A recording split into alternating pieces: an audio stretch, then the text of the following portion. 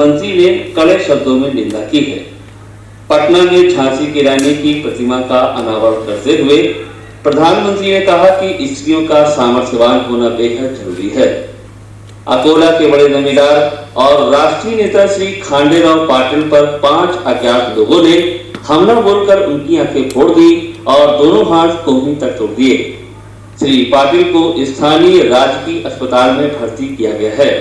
उनकी हालत चिंताजनक बताई जाती है। श्री पाटिल को एक दिन पहले ही जिला अदालत ने 2 दलित व्यक्तियों की आंख फोड़ने के आरोप से बरी किया था। अंबिका, अंबिका,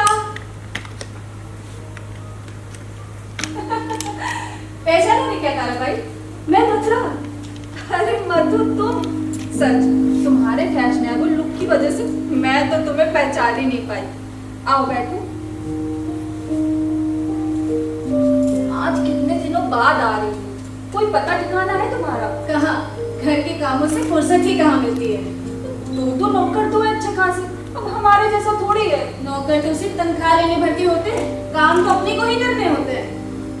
ये स्प्रे लेकर क्या कर रही थी? बाहर फूल पौधों पर दवा छिड़क रही थी। चींटी कीड़े सारे गुलाब के फूल खाए जा रहे हैं। अम्मू कहीं बाहर नहीं है क्या? अरे वो घर पर रुकती ही कब है? नहीं, सोचा शनिवार है, स्कूल तो सवेरे का होगा। उसके सभी दिन ना एक समान होते हैं। उसने अपनी स्कूल की बिल्डिंग के लिए कुछ काम निकाला है, उसके लिए उसे सीमेंट नहीं मिल रहा। सुनते हैं आजकल दान दिए बगैर सीमेंट नहीं मिलता। आजकल मिलता ही क्या है? अम्मू ना तुम्हारी सहेली है, उसे समझाओ। कभी कभी ना रात में 10 बजे के बाद आती है, जिला कलेक्टर के अकेली जाती है। अरे लड़की की जाति ये सब अच्छा दिखता है क्या? तारा भाई, आप बेकार में चिंता करती है। लड़की की जात कहने वाला वैसे नहीं है वो। आपको मालूम नहीं कि वो किन विचारों वाली है? तो भी क्या हुआ रे, मुझे ना बड़ा डर लगता है। मेरी माँ हमेशा कहती थी कि लड़की जात को ज्यादा देर तक बाहर नहीं रहना चाहिए और अंधेरा होने पर तो बिल्कुल नहीं। आपकी माँ दादी वाला समय गया तारा भाई। और अम्बो कोई साधारण लड़की नहीं, अन्ना साहब की लड़की है।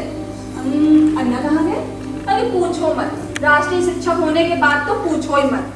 दिन भर भाषण करते हैं और तुम्हारे दिए हुए टेप रिकॉर्डर पर अपना भाषण टेप करके हर आने जाने वाले को सुनाया करते हैं। अरे मेरे तो कान ही पक गए, पका दिया मुझे। आपको तो किसी चीज में खुशी नहीं मिलती। अन्ना राष्ट्रीय शिक्षक हुए हैं, खिताब मिला है उनको। आपको तो उनके सम्मान पर गर्व करना चाहिए। अरे क्यों नहीं होगा कर? देखो तुम, दिल्ली में मिले खिताब को फ्रेम करा के रखा है। मुझे तो उसका कोई उपयोग नहीं दिखता। मैं जानती हो, फ्रेम के साथ साथ 2000 रुपए भी मिले, वो तो खत्म हो गए। और वो फ्रेम देखो, वो भी खाली है। सुंदर है, अच्छा है। अरे काहे का अच्छा है? पूरे 90 रुपए का है। घर में ससुर जी के समय से हनुमान जी की फोटो फ्रेम पड़ी। कहा कि हनुमान जी की फोटो हटाकर उसी फ्रेम में खिताब को मर दो, कम से कम किसी काम तो आती पुरानी फ्रेम। होगा अन्ना ने शौक से फ्रेम करवाई होगी। लेकिन तारा भाई आपको तो शौक इनका नहीं मतलब, शौक मामलेदार का। अब कलेक्टर साहब इनसे मिलने आ रहे हैं, इसीलिए मामलेदार खिताब को मरवा रहे। तो इनका गुणगान करके कलेक्टर और मामलेदार तो चले गए और दूसरे ही दिन फ्रेम वाला के दरवाजे पर फ्रेम के 90 रुपए मांगे। अरे हंसती क्यों? जिसे देखो राष्ट्रीय शिक्षक को देखने चला आता है। अब इनके क्या सींग निकल आई है? परसों ही मिनिस्टर आए, कहने लगे अन्ना यानी जिले का गौरव। सच, गौरव तो है ही हमारे अंदर। अरे उससे क्या होता है? अब क्या इनका प्रमोशन हुआ या फिर इनकी पगार बढ़ी? हेडमास्टर होने का चांस था, हेडमास्टर, उसमें भी चित्रेबाई को पीछे करा के आ गई। कहा कि चित्रेबाई से पहले? अरे बाहर में जाए वो, हमारे ये ना बहुत जल्दी बुलावे में आ जाते हैं। किसी ने भाषण सुनाया, गले में माला डाली, बस उसी में खुश हो गए। ऐसा क्यों सोचती हो तारा भाई? अन्ना की देशभक्ति का तो ख्याल करो। अरे 30 साल से सुन रही हूँ, परित्यागता स्त्री से विवाह किया। अरे ये तो इनका बड़प्पन था। आप सब इन्हीं की जय जयकार करें और मैं जो इनके साथ 30 साल से रह रही हूँ, ये किसी को नहीं दिखता। जाने भी दीजिए तारा भाई। जानती हो, आज सुबह इनके 100 रुपए चले गए। 100 रुपए? वो कैसे? शर्त हार गए सिद्धार्थ के साथ। इनको लगा था कि अकोला के बलात्कारी खांडेराव पाटिल को अदालत से कठोर सजा मिलेगी, लेकिन वो तो छूट गया। सिद्धार्थ ने पहले ही कहा था कि पाटिल पैसे वाला है, सरकार को पकड़ भी अच्छी है, वो सबूतों के अभाव में छूट जाए, और फिर भी पता नहीं क्यों शर्त लगा ली। सच कहती हूँ तारा भाई, आज सुबह ही समाचार पढ़कर मेरा तो शरीर जल उठा। ये पाटिल पहले दलित लड़कियों के साथ बलात्कार करता है और जब उसके भाइयों ने उससे जवाब मांगा तो पाटिल ने उसके ही भाइयों की आंखें फोड़ दी और तो वो पाटिल अदालत से भी छूट गया। सच, ऐसे समाचार सुन के तो मेरे भी शरीर में आग लग जाती है। तभी तो मैं अब्बू से कहती हूँ, बेटा अंधेरा होने के पहले घर वापस आ जाया करो।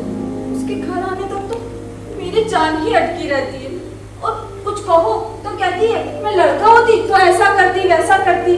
नारा भाई, आप बेकार में परेशान होते हैं। मुझे तो अम्मू पर गर्व होता है, उसके जैसे ही सर उठा के जीना चाहिए। हम जैसों से जो नहीं हो पाता वो वैसा कर दिखाती है। अच्छा छोड़ो इन बातों को, ये बताओ तुम्हारे बाबूराव आजकल यही है या फिर दौरे पर? कल ही गए हैं दौरे पर, तभी तो आज वक्त मिला।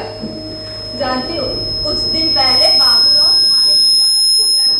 मालूम है दोनों में खूब गर्मा गर्मी हुई, लेकिन बाबूराव कहाँ मानने वाले। पर इतना अश्लील विज्ञापन, वो भी स्कूल के सामने। अन्ना ने पूरे 2 घंटे बहस की पर बाबूराव नहीं माने। उनका कहना था कि कंपनी का हेयर रिमूविंग क्रीम बिकने से मतलब बस। अच्छा आई, अब मैं चलती हूँ।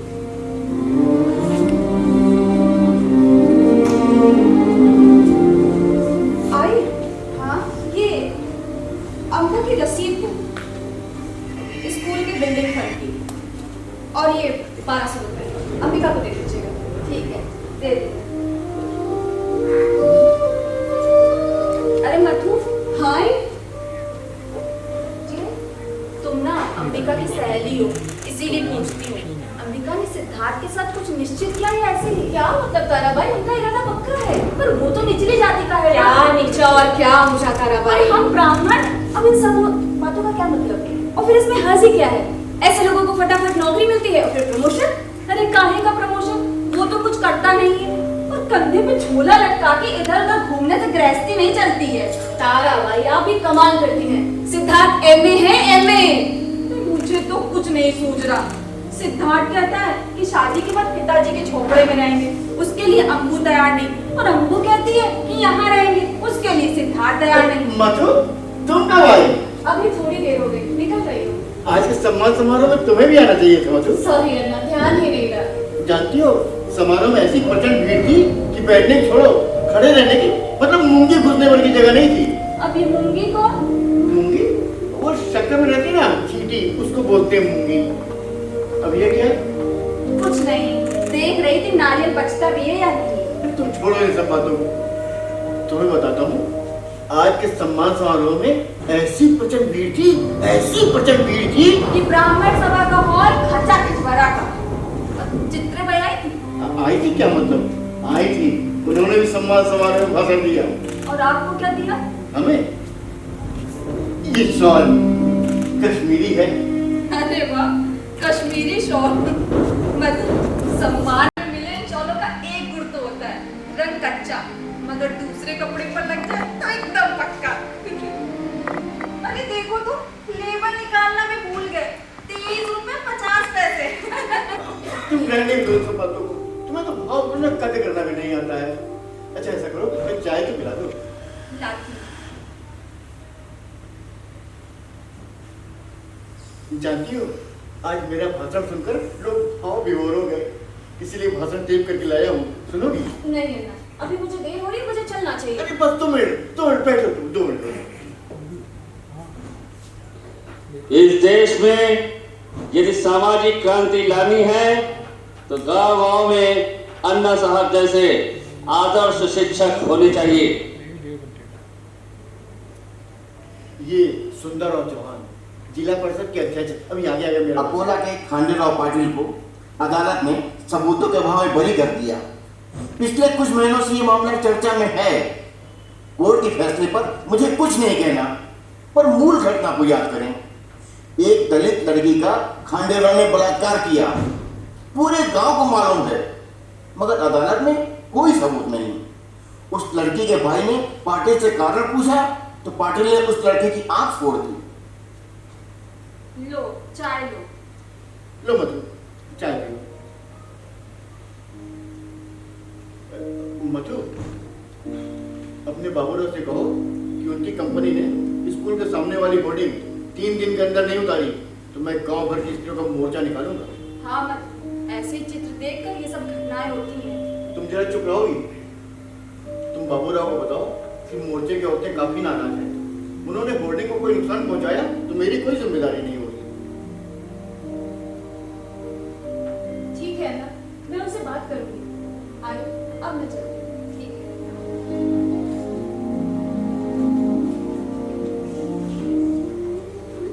ताना, हाँ? मुझे लगता है मधु का पति बाबूराव उसकी इच्छा कदर नहीं करता है। अरे कौन सा पति अपनी पत्नी की इच्छा की कदर करता है? अरे अब क्या बोल रही है? अम्मू, आगे से आंदोलन में तुम्हें भी साथ रहना है। हाँ हाँ मैं कहती हूँ। और अन्ना साहेब, हो गया सत्कार समारोह। अब मैं यहाँ होता तो आता जरूर। अभी भी बस होकर के आया हूँ। हाँ, कह तो ऐसे रहे हो कि जैसे यहाँ होते तो समारोह में अवश्य जाते। अन्ना, भाषण टेप किया ना? मुझे सुनना है। कहाँ से आ रहे हो? नांदेड़ से दलित साहित्य सम्मेलन था और उसके बाद लातूर चला गया था। वहाँ नामांकन पर सब थे। आप लोगों को भी हंगामा करने के लिए कोई ना कोई मुद्दा मिल ही जाता है। अन्ना, आप बार-बार नामांकन के मुद्दे पर सिद्धार्थ को चढ़ाया मत करिए। नहीं, मैं चिढ़ने वाला नहीं हूँ, पर सच तो यही है ना कि सवर्णों ने दलितों पर भीषण अन्याय किए हैं और आज भी हो रहे हैं। अन्याय के खिलाफ भी लड़ाई रुक नहीं सकती है ना। सिद्धार्थ, तुम अभी थके हो, थोड़ी देर शांति से बैठो। अरे हाँ, तुम्हारी सहेली मधु अभी भी गई है। हाँ, बाहर हम लोगों की मुलाकात हुई थी। अम्मू, वहाँ टेबल पे तुम्हारी रसीद बुक और 1200 रुपए रखे। बस 1200 केवल? अरे 1200 कम नहीं होते। तुम्हारी गति ना बिल्कुल वैसी है। मेरी माँ हमेशा कहती तुम्हारी माँ क्या कहती थी मैं बताता हूँ उसको। तब तक तुम थोड़ी चाय ले आओ। लाती हूँ। अन्ना साहेब, तो आज के सम्मान समारोह में तो आपके भाषण का बढ़िया रंग जमा होगा। अच्छा, तुमसे किसने बताया? ऐसा बस स्टैंड पे लोग कह रहे थे। क्या क्या कह रहे थे? यही कि आपका भाषण बड़ा जोरदार था, ऐसा कह रहे थे। अन्ना, आप उस पर क्या विश्वास कर रहे हैं? वो आपको झाड़ पे चढ़ा रहा है। पर तुम्हें बता रहा हूँ, आज का मेरा भाषण सचमुच बहुत जोरदार था। इतना रंग जमेगा मैं खुद भी कल्पना नहीं कर पाया, इसीलिए भाषण टेप करके लाया हूँ। सुनोगी? उसी को सुनाइए। नहीं, कल अभी मुझे जाना है। वो अगले महीने मोर्चा है ना, और एक गांव में पानी की टंकी के लिए मीटिंग है आज रात को। कहाँ मीटिंग? इसके स्कूल में। मेरे भाषण ने रंग जमाया मतलब क्या? आज सुबह ही वो समाचार पढ़ा, उसी से भाषण के उत्तर विषय मिला। कौन सा समाचार है ना? अरे वही खांडेराव पाटिल के निर्दोष छूटने का। अरे अन्ना, अच्छी याद दिलाई। अब तो आपको 100 रुपए देना पड़ेगा मुझे। खांडेराव पाटिल छूट गया। देता हूँ। आज सवेरे सवेरे अखबार में समाचार पढ़कर तारा ने मुझसे कहा कि 100 रुपए निकाल के रखिए, आप शर्त हार गए। सच, मैं हारा। अरे मैंने आपसे पहले कहा था कि पाटिल छूट जाएगा, कारण वो सवर्ण है, पैसे वाला है और फिर सत्ताधारी गुट का है, वो न्याय खरीद सकता है। तो समाचार पढ़कर मुझे बहुत धक्का लगा। सब कुछ दिन दहाड़े घटित हुआ तो भी कोई सबूत नहीं। बस उसी मुद्दे को उठाया, उसी से भाषण में रंग जमाया। अब बोलो क्या कहते हो? इतनी प्रचंड भीड़ थी कि चींटी घुसने की भी जगह नहीं। आई, तुम गई थी वहाँ? नहीं रे। तो फिर तुम्हें कैसे मालूम कि चींटी घुसने की भी जगह नहीं थी? बाहर बगीचे में चींटियों का झुंड लगा है, वहाँ घुसने की जगह नहीं। और फिर भी गोसाई मेरे गुलाब के फूलों की वाट लगाने। खांडेराव पाटिल छूट गए ना, उसको खुशी मिलती है। मैं शर्त हार गया इस बात की भी। अरे अम्मू, तूने अभी भी ट्रांजिस्टर का समाचार सुना क्या? थोड़ी देर पहले। नहीं तो कौन सा समाचार? किसी ने उस पाटिल पर हमला बोला और उसकी आंख फोड़ डाली और दोनों हाथ खूनी से तोड़ डाले। Bravo, that's the answer. इन लोगों को ना ऐसे ही ठोका जाना चाहिए। न्याय को खरीदते हैं साले। निश्चित एक काम ना बंडा का होगा। अब ये बंडा कौन है? कानून हाथ में लेने वालों का दुश्मन, ये उसका घोष वाक्य है। कानून हाथ में लेने वालों को दुश्मन, मतलब ये खुद कानून हाथ में लेगा। ये तो गलत है। नाम क्या है उसका? मालूम नहीं, सरनेम लगाता नहीं। सरनेम लगाओ तो सुनने वालों का पेज पड़ता है कि कौन सी जाति का है। Backward SC ST। बंडा कहा कोई झंझट ही नहीं। तुम पहचानते हो उसे? नहीं। अरे बाप रे, ये तो बहुत गलत है। लोग ऐसे ही कानून हाथ में लेने अरे लगे। लेना ही चाहिए, नहीं तो क्या हम दलित ऐसे अन्याय से कराएंगे? सिद्धार्थ, तुम जो कहते हो सही है, पर हिंसा के जवाब हिंसा से देने से प्रश्न मिटते हैं क्या? अब इन प्रश्नों का उस माया से क्या संबंध? माया? अभी माया कौन? माया गवई, जिस पर खांडेराव पाटिल ने रेप किया वो। उसका तो नाम तक इनके जहन में नहीं। अब कौन करेगा शादी उससे? अरे शादी छोड़ो, एक स्त्री का अपमान हुआ है। पैसे और सत्ता के बल पर उसको अपमानित किया गया है। यदि उसको न्याय नहीं मिलता तो क्या बदला लेने का भी उसका कोई अधिकार नहीं? नहीं, तो भी नहीं, क्योंकि हिंसाचार का सिलसिला एक बार शुरू हुआ तो इसके भयंकर परिणाम पूरे समाज को भोगने होंगे। सच कहूँ ना, ये सब ना बहुत बड़ी तादाद में होना चाहिए। क्या हिंसाचार? तो बताओ। अरे सीधे परस्पर युद्ध, उसके बगैर ये समाज, ये व्यवस्था बदलने वाली नहीं है ना। क्या ये तुम परस्पर युद्ध की भाषा बोल रहे हो?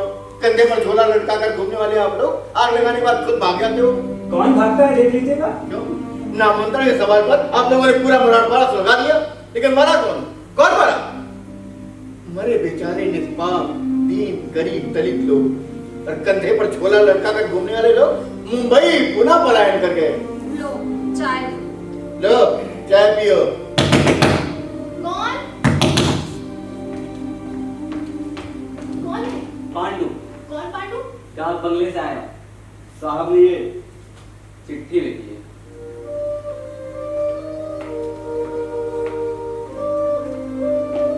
अन्ना, गुलाबराव जाधव आपसे मिलने आ रहे हैं। लो अन्ना, अब तो बड़े बड़े लोग आपसे मिलने आने लगे। अब उनको यहाँ चाय पानी कराने के बजाय आप खुद क्यों नहीं चले जाते डाक बंगले दर्शन देने? साहब डाक बंगले से निकल चुके हैं, थोड़ी देर में यहाँ पहुँचने वाले हैं। मुझे यहाँ ठहरने को बोला है। ठीक है, बाहर बैठो तो भी चलेगा। पांडु शायद दलित होगा इसलिए बाहर, अभी ब्राह्मण होता तो यहीं बैठ के चाय पी रहा होता। आई एम सॉरी सिद्धार्थ, मैं बुला लाती हूँ। अरे नहीं, जात पात के कारण लगातार अन्याय हो रहा है, बस यही बतलाया है मैंने तो। ये गुलाबराव है कौन? आपको याद नहीं? अरे बहुत ऊंची पहुंच वाला है, राजनीति, शुगर मिल, और इस बार तो शायद पार्लियामेंट का इलेक्शन भी लड़ने वाला है। कमाल है अन्ना, अरे आपको याद क्यों नहीं आ रहा? पिछले साल ही तो हम लोग से नाक उचाने चलवाए थे। तुम लोगों ने कितने लोगों की नाक काटी है? ये बस माली बाई के घर पर कब्जा कर अपने साले को पेट्रोल पंप दिलवाना चाहता था। वो गुलाबराव, आप कुछ याद आया? 12 घंटे तक घेराव किया था हम लोगों ने उसका। और वो नरवणे ने अपने अखबार के माध्यम से काफी पॉपुलैरिटी दिलाई थी आप लोगों को। धोती खुलने तक भागा था। हाँ, अब सब याद आ रहा है। लगता है आपके दर्शन के बहाने वो फिर से कोशिश करना चाहता है, लेकिन इतना समझ लीजिए कि अगर इस बार माली बाई के रास्ते आया तो मुंह पर गोबर ही फेंकेंगे। अबे जगदम्बे शांत हो जाओ, गुलाबराव उससे भेंट करने के लिए आ रहा है। अन्ना, दर्शन हेतु आ रहा है। हाँ, दर्शन हेतु सही, पर ऐसे मौके पर पुरानी कड़वाहट बोलना ठीक नहीं है। ठीक है अन्ना, अब आप हो जाइए दर्शन देने को तैयार, मैं निकलता हूँ। अन्ना, वो सच के 100 रुपए ना दे दूंगा, ले लीजिएगा। अरे जाने भी दीजिए, मैं तो मजाक कर रहा था। उन पैसों से ना बच्चों में पेड़े बांट दीजिएगा। वो क्यों? खांडेराव पाटिल की हाथ तोड़ने और आंख फोड़ने की खुशी में बंडा द ग्रेट। कुछ भी कहो, सिद्धार्थ है दादा। अन्ना, वो हंसी मजाक करता है, मगर उसके विचार कितने अच्छे हैं ये देखिए। कभी किसी गंभीर विषय पर चर्चा कीजिए आप, तब पता चलेगा आपको उसकी दार का। तुमसे एक बात बताऊं, मेरा अपने 30 वर्षों का अनुभव है, हो सकता है गलत हो, लेकिन जो लोग बड़ी बड़ी बातें करते हैं ना, वो कुछ खास कर नहीं पाते हैं। पर सिद्धार्थ वैसा नहीं है, इसीलिए मुझे पसंद है। हाँ, भले ही वो पिछड़ी जाति का हो तो भी। अब्बू, ऐसे आड़ लेके ना तीर मत चलाया करो। मैंने कभी कुछ कहा क्या? तुम हमेशा ही कहती हो माँ, मेरे पीठ पीछे कहती हो, तो भी मुझे पता है। तो भी क्या हुआ रे? छोड़ो, इस बात को छोड़ो, गुलाबराव आने वाले हैं, कोई चाय पानी का इंतजाम। वो भी मुझे ही करना पड़ेगा। अरे शुगर मिल के मालिक है, कह दो आते वक्त थोड़ी शक्कर ही लेते आए। अरे सारा, अन्ना, आएगी भी अपनी चाय। आप लोगों की भेंट हुई है क्या पहले कभी? शायद नहीं। अच्छा, और ये हमारी पत्नी तारा। नमस्कार माँ साहब। माफ करें, आने के हड़बड़ी में फूलों का हार या कुछ और लाना संभव न होता। दरअसल माँ जी, ये हमारे आदरणीय हैं। इनके सम्मान समारोह में मुझे भी आना था। चित्रे भाई से कहा भी था कि मैं आ रहा हूँ, लेकिन नहीं आ सका। एक मीटिंग थी जो देर तक चली। वैसे आज आपके भाषण में जबरदस्त रंजमा, ऐसा सुना। अच्छा, आपसे किसने कहा? सुंदर राव चौहान, जिला परिषद के अध्यक्ष। हाँ, वही तो थे। समारोह की अध्यक्षता तो उन्होंने ही की थी। सुंदर राव, ये मेरा राइट है। उनका फोन आया, कह रहे थे कि अचानक गांव जाना हो रहा है, तो अन्ना साहब के दर्शन किए बगैर मत आइए। अरे नहीं, मुझ में ऐसा कुछ भी नहीं है, मैं तो बस यूं ही। आप चाय और कॉफी क्या ले? नहीं, कुछ नहीं। अरे ऐसा कैसे हो सकता है? आप पहली बार हमारे घर पधारे हैं, कम से कम एक कप चाय तो। सच में नहीं, कोई औपचारिकता उस नहीं कह रहा। अन्ना साहब, मुझे तो लगता है जैसे मैं आपके घर में नहीं, किसी मंदिर में आया हूं। ऐसा कह के आपने जो मेरा मान बढ़ाया है, उसका मैं आभारी हूँ, लेकिन ऐसा कुछ भी नहीं है। मैं तो एक साधारण सा शिक्षक हूँ और शिक्षण कार्य करके अपने कर्तव्यों का निर्वहन करने का प्रयास कर रहा हूँ। वेद काल से यही मान्यता है, सर्वश्रेष्ठ दान यानी कि विद्या दान। मगर दुर्भाग्य, आज समाज सब कुछ भूलता जा रहा है। खैर, ये भाई भी आपके स्कूल में है क्या? नहीं नहीं, इसका कुछ अलग कार्य क्षेत्र है। अम्बू, अम्बू, हाँ देखो ये क्या पूछ रहे हैं? क्या? ये पूछ रहे हैं तुम क्या करती हो? वो अन्ना साहब कह रहे थे कि आपका कुछ अलग कार्य क्षेत्र है। ऐसा कुछ खास नहीं, बस पढ़ाने का एक नया प्रयोग कर रहे हैं। भाई मैं भी तो सुनूं, सच शिक्षण क्षेत्र का मुझे भारी आकर्षण। अन्ना साहब, सहकारिता क्षेत्र या राजनीति में दुर्घटना बताएंगे ये अलग बात है, अन्यथा मैं भी कहीं एक टीचर ही होता है। आज भी जब मैं अकेला होता हूँ तो सोचता हूँ ज्यादा कहा था, कहाँ आ गए। कभी कभी लगता है सब कुछ छोड़कर नई पीढ़ी को पढ़ाऊं, शांति निकेतन तो बड़े काम, अगर वैसा ही कुछ प्रकृति की गोद में एक निकेतन बनाऊं और बच्चों का भविष्य ढालते हुए अपना जीवन तो देर किस बात की गुलाबराव जी, आप फैसला लीजिए, मैं तो आऊंगा ही, साथ में और भी अच्छे शिक्षक लाऊंगा। इतना आसान नहीं इतना साहब, फैसला लेने की स्वतंत्रता होती तो दिल्ली तक खलबली मच जाती। वो क्यों? अरे भाई, पूरे जिले की चुनाव व्यवस्था मेरे पास है, और फिर आजकल तो मुख्यमंत्री का चयन भी मेरी मर्जी से होता है। वो आप क्या कह रही थी, कुछ अलग सा प्रयोग? दरअसल सीमित दायरे में सोचने वाले को कुछ अलग सा ही लगता है। अन्ना साहब ये क्या करती मैं अभी तक नहीं समझ पाया। अम्बू, देखो ये क्या पूछ रहे हैं? डॉक्टर राम मनोहर लोहिया विद्यालय में पढ़ाती हूँ। अच्छा अच्छा, वो लड़कियों का स्कूल? क्या? लड़कियों का या लड़कों का स्कूल को लोहिया जी का नाम देना उनका अपमान होगा, क्योंकि स्त्री पुरुष समानता पर जितना जोर लोहिया जी ने दिया उतना जोर आज तक किसी ने नहीं दिया। Right, absolutely right. Lohia ji हमारे भी आदरणीय हैं। लोहिया जी क्या, जेपी, सरदार पटेल, ये सभी महान नेता हैं। राजनीति में हमारी दिशाएं अलग हो सकती है, लेकिन इससे महान हस्तियों का महत्व कम नहीं होता। और फिर आज की राजनीति में ऐसी हस्तियां हैं ही कहाँ। पहले लोग बड़े होते थे, समस्याएं छोटी, आज समस्याएं बड़ी, लोग छोटे। खैर, आपके स्कूल में नया मतलब अलग क्या है? हमारा समानता पर जोर है। वेरी गुड, बहुत अच्छे विचार है। लोहिया जी कहते थे भारतीय नारियों के समक्ष आदर्श होना चाहिए द्रौपदी का। जानते हैं क्यों? क्योंकि द्रौपदी ने शरणागति कभी स्वीकार नहीं की। उसने हर बार पुरुषों से जवाब मांगा और सवाल पूछ कर हर बार उन्हें पराजित किया। लेकिन अपने यहाँ सीता और सावित्री के मंदिर तो मिलेंगे, पर द्रौपदी का नहीं। वो 5 पुरुषों के साथ शहर करती थी अम्बिका देवी, उनके मंदिर कैसे मिलेंगे? ठीक, लोहिया जी ने इसे ही विकृत बुद्धि कहा। मतलब मैं कुछ गलत बोल गया? गलत? गलत नहीं, गंदा और घिनौना स्त्री का विचार, मतलब उसके शरीर का विचार। अन्ना साहब, आप ठीक कहते थे, ये लड़की वाकई थोड़ा अलग है। अम्बू, अपने बड़ों से संयमित भाषा में बोलना चाहिए। मैं हमेशा से यही कहता हूँ। जाने दीजिए, बोलने दीजिए। स्त्रियों को कभी कभार ऐसा आक्रामक होना ही चाहिए। मुझे बोल में मिमिया कर बोलना अच्छा नहीं लगता।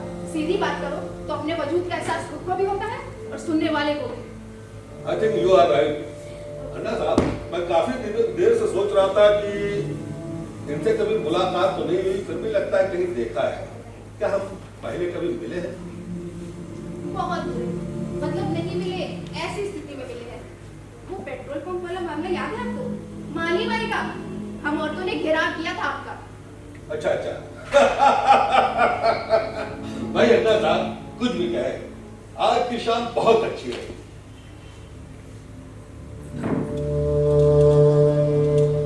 वैसे एक बात बोलूं, वो जमीन मैं तब भी ले सकता था और अब भी ले सकता हूँ। लगी शर्त? शर्त? कैसी शर्त? कोशिश करके देखिए, धोती खुलने तक भागेगी। ठीक है, राजनीति करने वाले हम लोग गंवाने का हिसाब नहीं रखते हैं, बस पाने का रखते हैं। वैसे इतना सब कुछ होने के बाद भी मैं आपसे यही कहूँगा, आपको कभी भी मेरी मदद की जरूरत हो तो अवश्य याद कीजिएगा। कौन सी विभाग है आपका?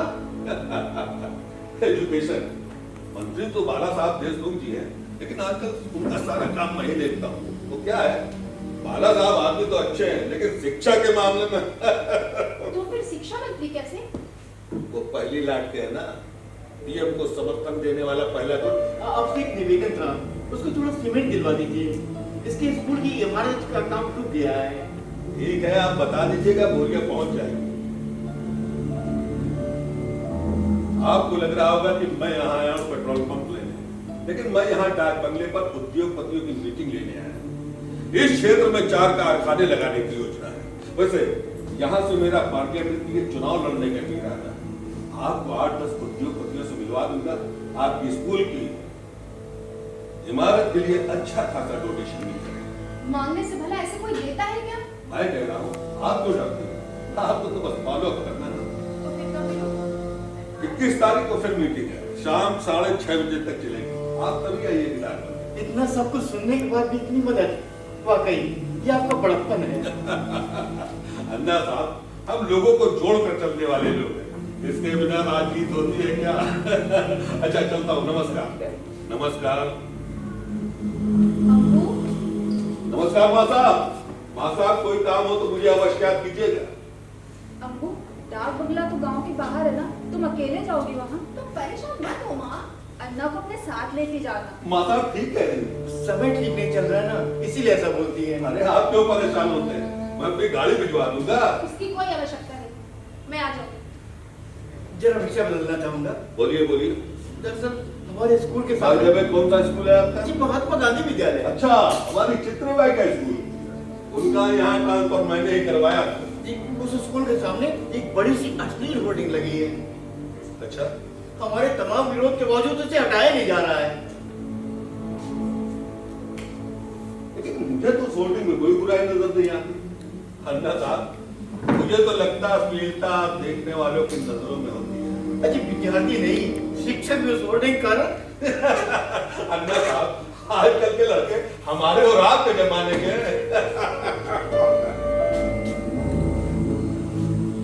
तो फिर पक्का रहा ना?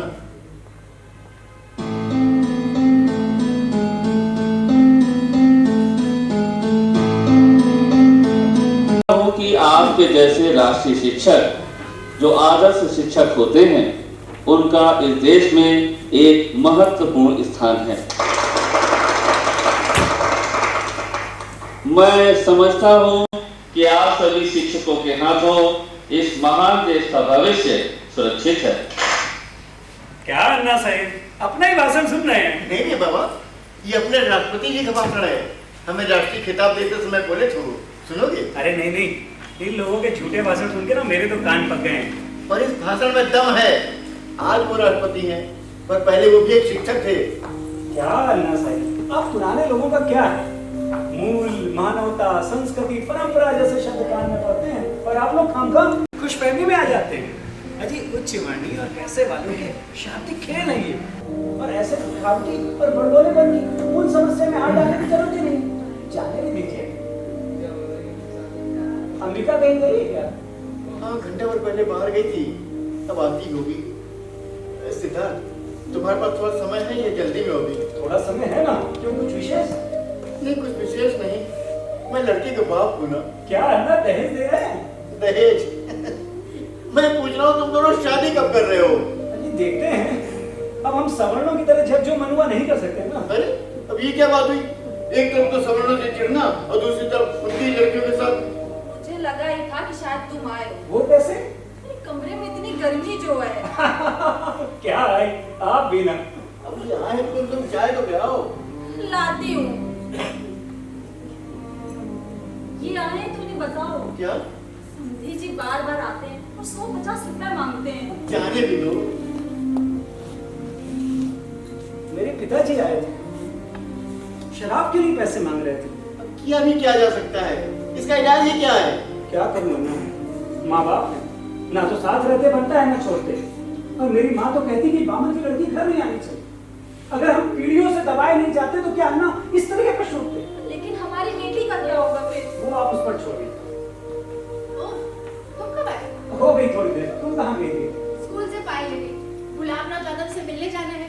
उद्योगपतियों की मीटिंग चल रही है। स्कूल के अनुदान दिलाने वाले हैं। कुछ मिल ही जाएगा शायद। हाँ मालूम है, बस सुबह ही वहाँ जाकर आया हूँ। दिन भर मीटिंग चलेगी। चोर साले मैट्रिक पास हमारे लड़कों से कारखाने में मजदूरी करवाते हैं। उन्हें बता के आया हूँ कि ये काम ठाकुर और बामन के लड़कों को दो, हमारे लड़के नहीं करेंगे ये काम। मोर्चा निकालने की धमकी दी है। अब इन्हें देखो, जहाँ तहाँ मोर्चे। उसके बगैर ये व्यवस्था बदलने वाली नहीं है ना। दुलारा तैयार हुए है ना, जमकर पैसा वसूलो, वजनदार आसामी है। और ये माली भाई के लड़के के लिए ना फालतू की गुज्जत मत करो। अरे वो अध्याय अब खत्म हुआ, तो फिर क्यों लड़ो? वो तुम्हारी आदत है ना, बस इसलिए बताया। अच्छा ये बताओ, तुम आ रहे हो ना मेरे साथ? नहीं, वो आज रात की बस से गोलापुर जाना है। 200 रुपए चाहिए थे। महीने के आखिर में सिद्धार्थ। क्या करूँ, आज सुबह ही नामदेव का संदेश आया है। कोल्हापुर बुलाया है, मोर्चे निकाले, माया का भाई मामला सुलझाना है। सुलझाइए सुलझाइए। अरे होना तो ये चाहिए कि आप लोगों में से कोई पहले उस माया गवई से शादी करे, आदर्श करके दिखाए। अब देखो दूसरों ने क्या किया, बस इस बात पे चिंता है। अरे तुम्हें क्या मालूम, ये तारा इसके पति ने छोड़ दिया था इसे। मैं 1 रुपया नहीं लाती थी इसलिए तब मैंने उससे विवाह किया। आज यदि मैं अविवाहित होता तो माया गवई से मैं भी शादी करता। केवल झोला लेके नेतागिरी नहीं करता फिरता। बाद में आप लोग कुछ भी करिए, पहले चाय पीजिए। मेरी माँ ना हमेशा कहती थी कि भूखे पेट भजन ना होए गोपाला। ओ हाँ, भजन से याद आया, वो माली विठोबा के पैसों को क्या हुआ? देखो दरवाजे पर दोबारा नहीं आना चाहिए। अपना काम करो जा करके, जब लेना देना नहीं तो बीच में टांग मत आया करो। इस महीने ये बहुत हुआ सरदार।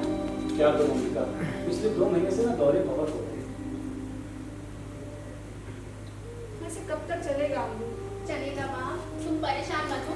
कल मथुरा ने स्कूल के लिए पैसे दिए थे ना, उसी में से दे रही हूँ।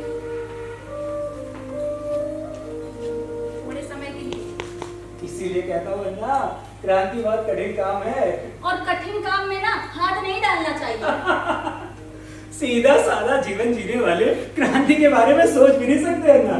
जानते हैं, मुख्यमंत्री नामदेव कामले को दलित विकास परिषद का चेयरमैन बना रहे थे। 10,000 पगार, रहने को बंगला, लाल बत्ती की गाड़ी। और जानते हैं उन्होंने क्या कहा?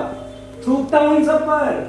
तो फिर नामदेव को क्या करना चाहिए? किसी भी कीमत पे प्रलोभन स्वीकार नहीं करना चाहिए। अरे ये सब तो राजनीतिक दांवपेच है। बड़ी बड़ी तनख्वाह देकर लोगों को फंसाना, उन्हें आंदोलनों से अलग करना। मुझे भी पब्लिक सर्विस कमीशन का ऑफर दे रहे हैं। अरे वाह, तो ले लीजिए। जी छोड़िए, मैं सिद्धांतों पे चलने वाला व्यक्ति हूँ। निकलता हूँ। रात की बस से कोल्हापुर निकलना है। 4-6 दिन में लौटना होगा। कुछ भी कहो, लड़का है पायरी। अच्छा अन्ना, मैं भी तैयार होती हूँ। गुलाबराव जाधव से डाक बंगले में मिलने जाना है। आई हाँ आई, मुझे भूख लगी है। चल पराठा बना के। और सुन, अन्ना को अपने साथ लेती जाना। यहाँ बैठे बैठे वो करेंगे भी क्या? हाँ वो ठीक कह रही तुम्हारी माँ, वो आपसी में रात भी हो सकती है। अरे आप परेशान मत होइए, मैं रिक्शा बुलवा लूंगी। पर ये तुम्हारे साथ है, इसमें परेशानी कैसी? कोई मेरे साथ तो मुझे संभालने के लिए, इससे मुझे घुटन होती है। अरे अम्बू,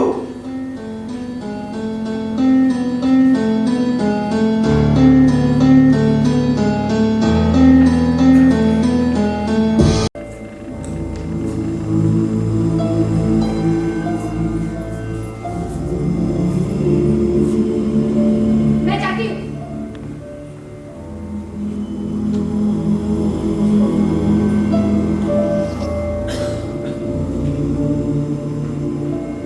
मैं जाती हूँ गुलाब। बैठो।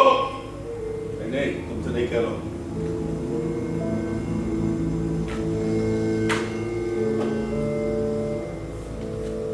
गुलाबराव, मैं जा रही हूँ। अच्छा ठीक है, मैं तुमसे बाद में बात करूँगा। ठीक।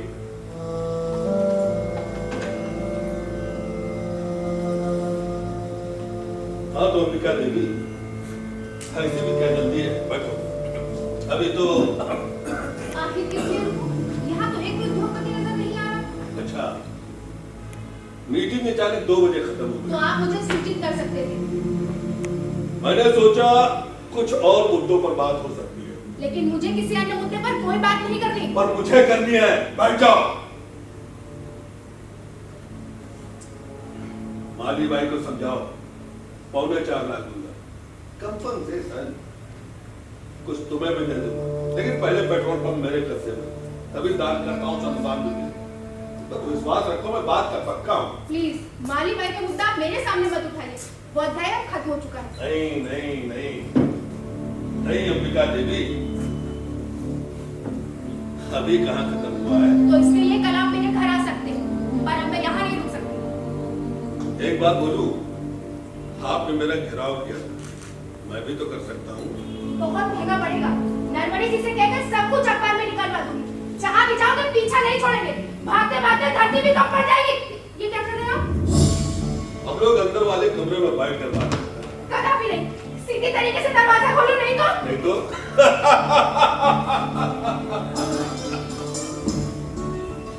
क्या करोगी?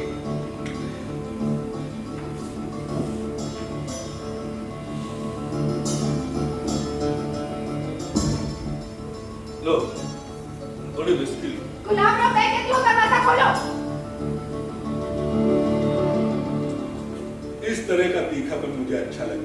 I like it.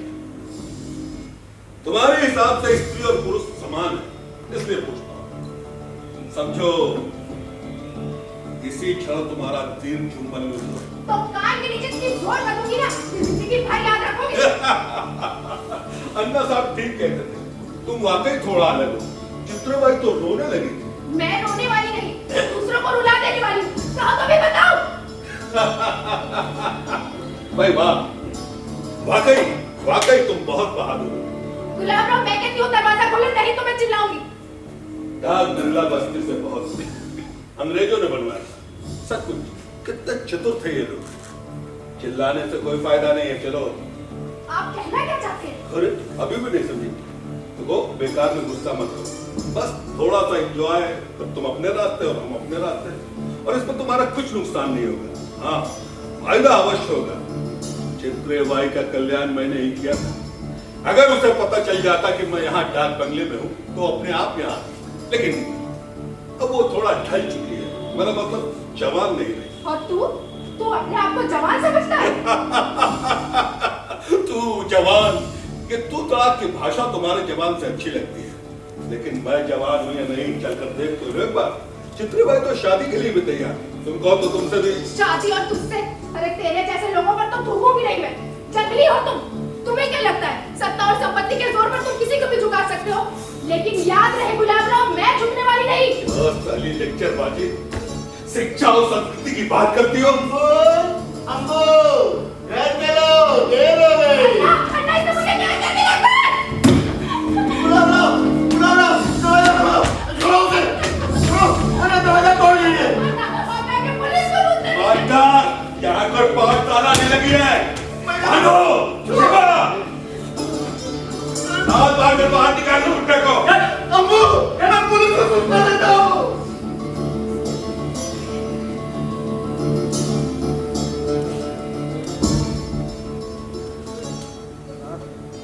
थोड़ा पानी मिलेगा? अब आई ना रास्ते पर।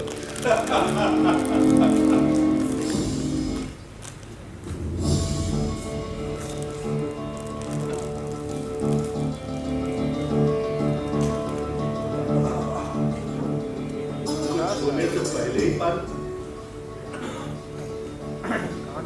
लो, पियो।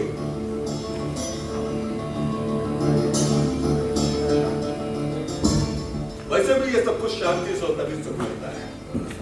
मैं आपको एक सत्य की बात बताता हूँ अंबिका देवी, 99% रेप तुम औरतों की वजह से होता है, मालूम है?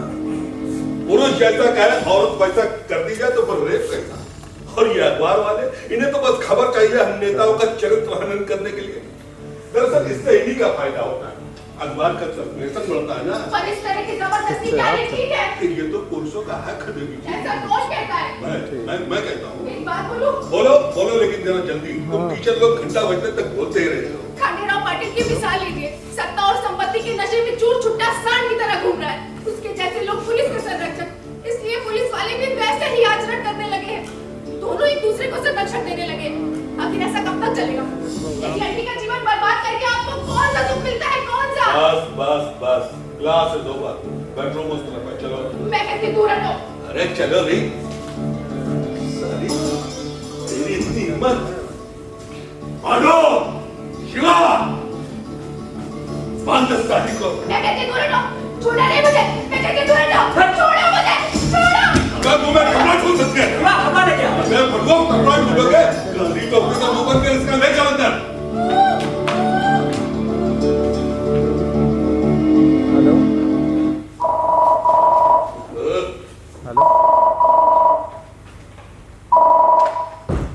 हेलो, कौन? जय हिंद साहब, कैंट थाने से इंस्पेक्टर गाडगिल बोल रहा हूँ। साहब, मास्टर साहब ने बहुत हंगामा मचाया। अरे बगल वाले कमरे में बैठे हुए हैं।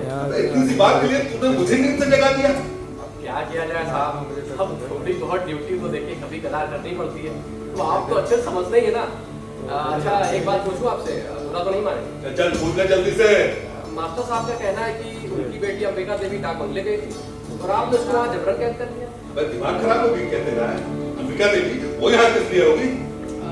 सॉरी सर, आप बताइए क्या करना है? क्या रिपोर्ट दर्ज करनी है क्या? नया है क्या? ट्रांसफर चाहता है या सस्पेंशन? क्या खुद बोल दे। रियली सॉरी सर, देखिए आप बिल्कुल टेंशन मत लीजिए, मैं अपने हिसाब से इस मामले को टैकल कर लेता हूँ। अबे फोन रख। Again sorry sir. अबे फोन रख। Good night sir. अबे फोन रख। साले बंद करेंगे खुद और सस्पेंड होए हम।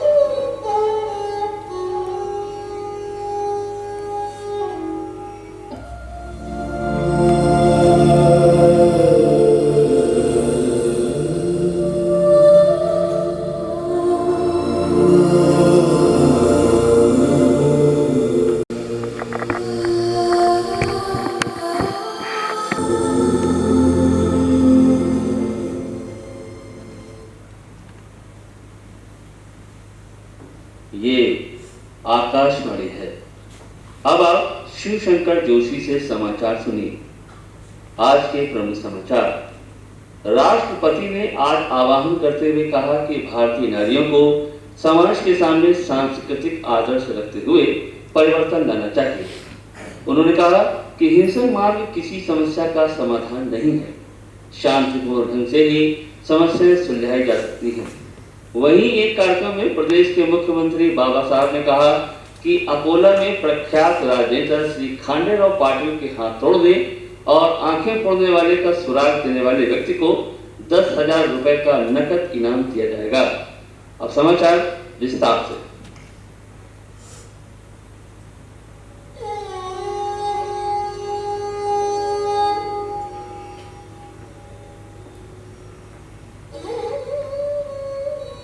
कैसी तबीयत है? तुम्हें कुछ ला करके दो, चाय कॉफी। ऐसा कब तक चलेगा? एक ही बात को बार बार मत सोचो। एक बार कदम आगे बढ़ाया ना तो आप पीछे नहीं हटता है। अखबारों में कितना कुछ छप रहा है, हर तरफ थू थू हो रही है। इसीलिए कहती हूँ ना पुलिस कुछ करेगी और ना एक कोर्ट। हम मिडिल क्लास वालों को सब कुछ चुपचाप बर्दाश्त कर लेना चाहिए। मैं तो कहती हूँ हमें जगह छोड़कर कहीं दूसरे शहर चले जाना चाहिए, जो जहाँ ना हमें कोई जानता और ना ही पहचानता।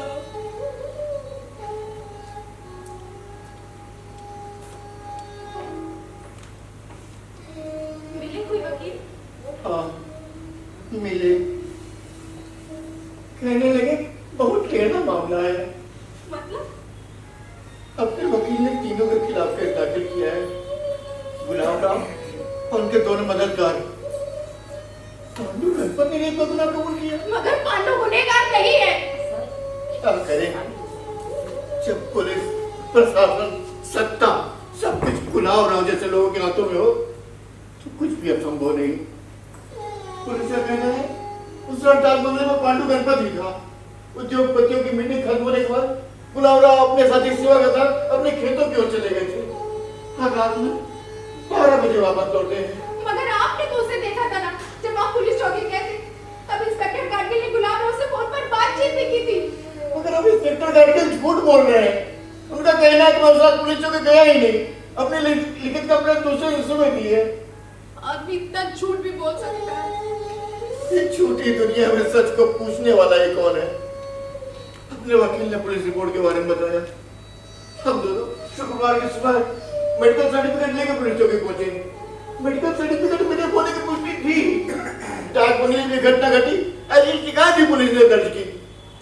लेकिन पुलिस जब पूछताछ के लिए रेस्ट हाउस पहुंची, जब गुलाब राव ने खूब खातिरदारी की और पांडु का पत्थर ने गुनाह कबूल कर लिया।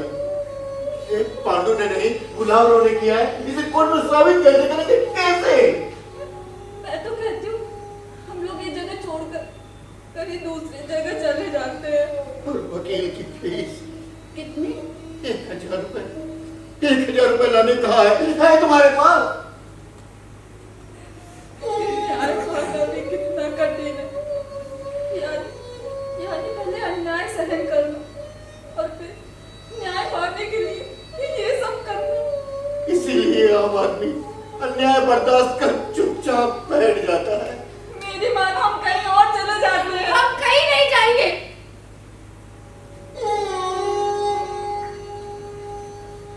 हम कहीं नहीं जाएंगे आई। हम कायरो की तरह डरकर भागेंगे नहीं। अन्ना, हम डरेंगे नहीं, हम लड़ेंगे पूरी ताकत से, आखिरी सांस तक लड़ेंगे।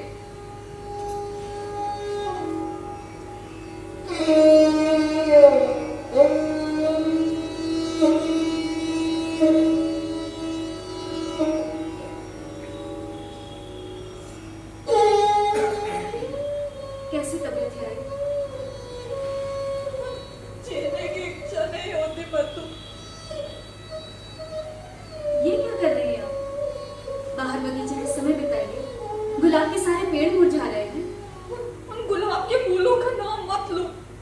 नफरत होती है मुझे उनसे। सब कुछ खत्म हो गया है मत्तू। ऐसा नहीं कहते हैं। मुझे ना बहुत डर लगता है। हर वक्त अन्ना और अम्बिका की फिक्र लगी रहती है। अरे आप चिंता क्यों करती हैं? हम सब हैं आपके साथ। हौसला रखो।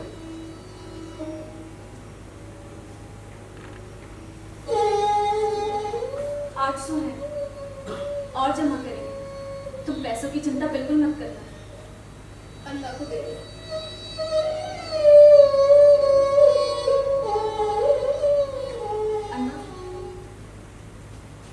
तुम अगर कब तक हमारी मदद करोगे मधु? ये हमारी व्यक्तिगत परेशानी है। नहीं अल्लाह, ये आपकी व्यक्तिगत नहीं, ये हम सब की परेशानी है। ये बलात्कार किसी एक स्त्री के साथ नहीं, बल्कि पूरी नारी जाति के साथ हुआ। यदि ये रेप किसी और ने किया होता तो शायद अब तक पकड़ा जा चुका होता। लेकिन गुलाब राव जैसे लोग ऐसा कृत्य करते हैं तो उसके पीछे पैसे और सत्ता का अहंकार छुपा होता है। इसीलिए गुलाब राव जैसे लोगों को पत्थरों से कुचल मार कर ले जाता। जीवन भर अहिंसा के मार्ग पर चलने का प्रयास किया, लेकिन अब लगता है ये झूठ है। झूठ है मधु। लेकिन कानून हाथ में लेना ठीक नहीं है। मधु, तुम थोड़ी देर रुकोगी ना? हाँ, लेकिन क्यों? मैं जरा बाहर जाकर आता हूँ। जाइए, आराम से जाइएगा। सुनो, ज्यादा देर बाहर मत रहना। आजकल अन्ना मुझे अकेला नहीं छोड़ते। क्या करूं? डर लगता है। वो यहाँ भी आ सकता है, उसके साथी आ सकते हैं, कुछ भी हो सकता है। अगर उसके साथी यहाँ आ गए तो क्या आप और क्या मत्तू मेरी रक्षा कर पाएंगे? अरे कम से कम चीखेंगे, चिल्लाएंगे, इतना तो कर ही सकते हैं ना हम लोग। और वो काली टोपी से सबकी आवाज बंद कर देंगे। अफसोस, जिस टोपी का जन्म आवाम की आवाज बुलंद करने के लिए हुआ था, उसका इस्तेमाल आवाज दबाने के लिए। अगर आज गांधी जी होते तो कैसा लगता उन्हें? आता हूँ। कहाँ जा रहे हैं ना? मैं साल से मिलने। उन पे ज्यादा आश्रित न रहें। क्यों? बाबूराव कह रहे थे कि उनकी कंपनी को ऊपर से आदेश है नरवरी के अखबार में सरकारी विज्ञापन देने के लिए, और तो और सरकारी विज्ञापनों की संख्या भी बढ़ाती है। वही पूछने जा रहा हूँ। आखिर आज के समाचार को प्रवक्ता देने खबरें क्यों आ रही हैं? पांडु से पूछताछ चल रही है, पांडु ने गुनाह कबूल कर लिया है। अगर यही सब क्यों छप रहा है बार बार? क्या यही है लोकतंत्र के चौथे खंभे का सच? फिर वहां जाने का क्या मतलब अन्ना? नहीं, जाकर आता हूँ। चोर को कम से कम चोर तो कहना ही चाहिए। तिलक, लाला जगत नारायण परारकर की जयंतियां मनाते हैं और खुद को निर्भीक स्वतंत्र विचारों का पत्रकार कहते हैं। आता हूँ। अन्ना, आप इस समय बाबर नगर की तरफ से आएंगे क्या? क्यों? नहीं, उधर से आइएगा तो देखिएगा सिद्धार्थ आया या नहीं। हाल ही में कब आया था? कौन सिद्धार्थ? हाँ, अभी कुछ दिन पहले ही। आजकल औरंगाबाद में है। हाँ, ज्यादातर दौरे पर ही रहता है। कहीं जानबूझकर तो नहीं? नहीं, ऐसा नहीं है। वो अपने आप को क्रांतिकारी कहता है ना, तो यहाँ रहकर लोगों को इकट्ठा करना चाहिए, गुलाब राव के खिलाफ आवाज उठानी चाहिए।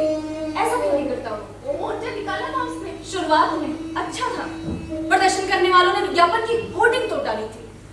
अब कहीं ऐसा तो नहीं कि तुम दलित नहीं हो इसलिए जानबूझकर टालमटोल कर रहे हो?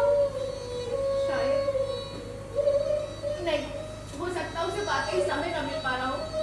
देखते हैं, ऐसे इंसान को जिंदगी से अनुभव लेना चाहिए। फिलहाल तो अनुभव ही ले रहे हैं। जानती हो कितने ही जान पहचान के लोग नजरें बचाकर निकल जाते हैं। अभी 2 दिन पहले मुझे बुलवाकर मिली। उनकी बेटी को घर जाकर 3 साल पढ़ाया मैंने। पहले कभी मिलती थी तो खूब बातें करती थी, फिर 2 दिन पहले चित्रा टॉकीज के पास मिली तो नजरें बचाकर चली गई। जाने दो, लोगों के मुंह नहीं बंद कर सकते। लेकिन सब मुझे ही कोशिश क्यों डराते हैं मधु? शांत रहो अम्मू, शांत रहो। परसों प्रिंसिपल के पास गई, वो बोली जो हुआ सो हुआ। अब ये कौन टचड़ी क्यों? लड़कियों पर बुरा असर पड़ता है। 4-5 बच्चों के पेरेंट्स आए थे, वो भी यही दोहरा रहे थे। वाकई बहुत कष्ट होता है मधु। और दूसरी तरफ वो गुलाब राव शाल से छुट्टा घूम रहा है। फिक्र मत करो अम्मू, इस लड़ाई में थोड़ा वक्त लगेगा। पर एक बार जो कदम बढ़ा दिए तो पीछे मत हटना। कदम आगे बढ़ाए हैं मगर नतीजा क्या निकलेगा अभी तक कुछ समझ में नहीं आ रहा। कचहरी में मोर्चा निकाला तो क्या हुआ? कलेक्टर मीटिंग में थे, ऑफिस का बाबू आकर मेमोरेंडम ले गया। गृह मंत्री आए, हम महिलाओं ने उनका भी घेराव किया।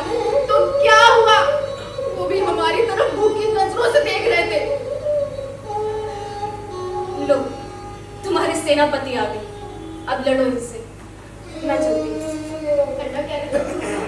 अरे अब मेरा यहाँ क्या था? चलती हूँ। नमस्कार। सीधा वहीं से आ रहा हूँ। बैग बाबा के हाथों इधर भेज दिया था। औरंगाबाद से आ रहा हूँ, वहाँ का माहौल ना काफी गरमाया हुआ है। वो किस लिए? नामांतरण के होते पैसों की जरूरत नहीं लगी? नहीं, बहुत दिनों से नहीं मांगे, बस इसलिए पूछ रही हूँ। कमेटी के पास थे और फिर तुम्हारी तो प्रॉब्लम चल रही है। आज का समाचार देखा? माया के भाई की आंख फोड़ी तो दोनों आंखों के लिए 3000 का कंपनसेशन, और वहीं खांडेराव पाटिल की आंख फोड़ने वाले को पकड़ने वाले के लिए 10,000। बड़ा अजीब कानून है। अर्थात बंडा को पकड़ने के लिए? ये काम बंडा ने किया ऐसा प्रमाण नहीं। सिद्धार्थ, एक प्रश्न पूछूं तुमसे? गुलाब राव अभी तक पकड़ा नहीं गया। तुम इतने दौरे कर रहे हो, लेकिन किसी भी भाषण में तुमने मेरा या गुलाब राव का नाम तक नहीं लिया। क्यों? तुम पत्थर पे अपना सिर पटक रही हो। गुलाब राव ने अपना केस फुल प्रूफ बनाया है। तुम बेकार में अपनी बदनामी करवा रही हो। मतलब जैसा माँ कहती है तुम भी वैसा ही दोहरा रहे हो। चुप रहो, स्त्री है हम, हमें तो ये सब भोगना ही पड़ेगा। ये मेरे कहने का ये मतलब नहीं है। जो संभव था वो तुमने भी किया और मैंने भी। बस एक मोर्चा निकाला। एक बात बताओ, यदि मैं ब्राह्मण होकर दलित होती तो तुम और मोर्चे नहीं निकालते मेरे लिए। तुम दलित लोग और नहीं लड़ते मेरे लिए। तुम भी जाति पर टिकने वाले हो। अरे माया गवई और तुम्हारी बराबरी कैसे होगी? वो अनपढ़ है, दरिद्र है, उसे अपने अधिकारों की जानकारी नहीं, और तुम आत्मनिर्भर हो। फिर मैं तुम्हारी मदद नहीं करूंगा ऐसा मैंने कब कहा? लेकिन अपने आंदोलन का इस्तेमाल मैं तुम्हारे लिए एक ब्राह्मण की लड़की के लिए करूंगा तो मेरे लोग मुझे निकाल फेंकेंगे। तुम्हारी ऐसी टाल मटोल वाली भाषा से मुझे सब कुछ समझ में आ रहा है सिद्धार्थ। सत्ता की कुर्सी पर बैठने वाले लोगों की भाषा बोल रहे हो तुम। झूठ। अपनी दोस्ती चलती रहेगी। मैं तुम्हें हर प्रकार से मदद करता रहूंगा। मैं मानता हूँ अन्याय हुआ है तुम्हारे साथ, मगर मैं तुम्हारे साथ खड़ा हूँ। मतलब क्या करने वाले हो? इसके लिए हमें शांति से विचार करना चाहिए। अभी के भी शादी करोगे मुझसे? अम्मू समझने की कोशिश करो, ये सब फैसले जल्दबाजी में नहीं होते। अर्थात मैं वाली के रूप में नहीं। देखो मैं तुमसे पहले ही बता चुका हूँ कि अपने विवाह को लेकर मेरे माँ बाप का विरोध है, पुरानी पीढ़ी के लोग हैं। तो फिर तुम्हारे साथ हुई ये घटना, इससे वो काफी घबराए हुए। सिद्धार्थ, तुम भी ऐसा सोचते हो? जानकर बड़ी हैरानी हुई। एक बात बताओ, यदि किसी दुर्घटना में मुझे कोई गंभीर चोट लग जाती, तब भी क्या तुम मुझे ऐसे ही इग्नोर करते? नहीं अम्बू, तुम गलत समझ रही हो, ऐसा कुछ भी नहीं है। लेकिन सब कुछ इतना आसान भी नहीं है जितना तुम समझ रही हो। अपने माँ बाप को समझाना। सब कुछ माँ बाप पर मत डालो सिद्धार्थ। तुम भी पुरानी परंपराओं के सामान्य पुरुष हो। मेरे साथ नहीं हुआ और मैं ही पतित हो गई। ऐसा मानने वाले पुरुष हो तुम। देखो अम्बू, मैं तुमसे कभी झूठ नहीं बोलता और आज भी नहीं बोलूंगा। तुम्हारे साथ जो भी कुछ हुआ उससे मुझे भी उतना सदमा पहुंचा है जितना तुम्हें, लेकिन मुझे समझने को थोड़ा समय चाहिए। सिद्धार्थ, एक बात मैं तुम्हें साफ कर देना चाहती हूँ। ऐसा पुरुष मुझे कतई पसंद नहीं और ऐसा घरवाला भी नहीं चाहिए।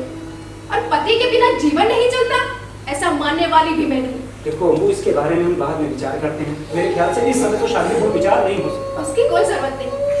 दलित होने के नाते तुम पर होने वाले अन्यायों पर चिढ़कर बोलते थे तुम। सभी अन्याय के विरुद्ध विद्रोह करना चाहिए, ऐसा कहते थे तुम। तभी तो मैं तुम्हारे प्रति आकर्षित हुई थी। लेकिन अब लगता है वो सब सिर्फ मुखौटे थे। तुम अन्याय के प्रति नहीं, सिर्फ और सिर्फ अपने प्रति होने वाले अन्याय के विरुद्ध हो। मैंने तो कुछ और ही सोचा था, लेकिन तुम आम पुरुषों की भीड़ से बिल्कुल भी अलग नहीं। और इतना सब जानकर मैं तुमसे विवाह करूं, तो वो भी एक स्थायी रेप ही साबित होगा। है, चलो अच्छा ही हुआ। जीवन भर के दंड से आज मुझे मुक्ति मिल ही गई। Goodbye Siddharth. ये क्या करे तुम? मैंने तो सिर्फ शांतिपूर्ण विचार करने के लिए कहा था। अपना विवाह नहीं भी हुआ तो भी मैं तुम्हारी मदद करता रहूंगा। No thanks. मैं अभी इतनी कमजोर नहीं हुई कि मुझे किसी सहारे की जरूरत पड़े।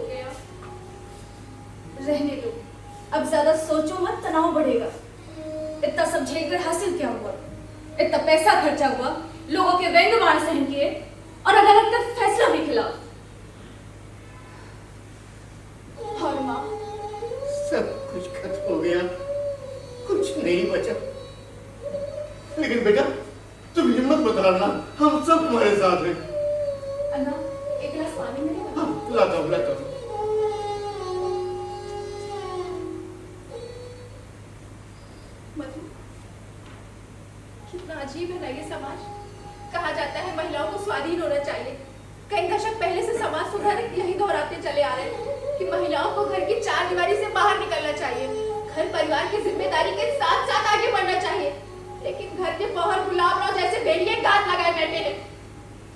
शांत रहो, सब कुछ ठीक होगा। अब क्या ठीक होगा मधु, अब क्या ठीक होगा? तुम्हें नहीं लगता कितनी बड़ी मानसिक यात्रा है ये? पहले बलात्कार, उसके बाद अगर कोई हिम्मत कर आवाज उठाती भी है तो हर तरफ बदनामी ही बदनामी, और अंत में अदालत का फैसला वो भी। इससे तो अच्छी वो राष्ट्र है जहाँ बलात्कारियों को जान से मार दिया जाता है। अभी 2 दिन पहले अखबार में पढ़ा था, कुवैत में बलात्कारी को पत्थरों से कुचल कर मार दिया गया। उन्हें हम पिछड़ा देश कहते हैं और हम प्रगतिशील, विकासशील। विडंबना है। एक बात कहूँ, कोर्ट के फैसले को लेकर लोगों में काफी नाराजगी है। तमाम आदमी और कर ही क्या सकते मधु, नाराजगी जताने के सिवा। गोली मार देनी चाहिए ऐसे लोगों को। उससे भी सवाल हल नहीं होगा। कल को उनके लोग तुम पर गोलियां चलाएंगे, आखिर में किसके पास ज्यादा गोलियां हैं? कानून हाथ में लेने से प्रश्न हल नहीं होते मधु। कानून से प्रश्न हल भी नहीं होते, कानून हाथ में लेने से भी प्रश्न नहीं मिटते। तो प्रश्न खत्म कैसे होंगे अन्ना? आखिर कैसे? कभी कभी सोचता हूँ तारा कितनी समझदार थी, वो ठीक कहती थी। हिम्मत रखो अन्ना, अम्बू संभालो अपने आप को। तुम सब लोगों को मेरी वजह से कितनी तकलीफ हुई है ना। मुझे बहुत अफसोस है कि आप सब लोगों ने इतने सारे कष्ट उठाए मगर नतीजा शून्य ही रहा। परेशानी में अपने लोग ही साथ देते हैं। हिम्मत रखो, मैं चलती हूँ।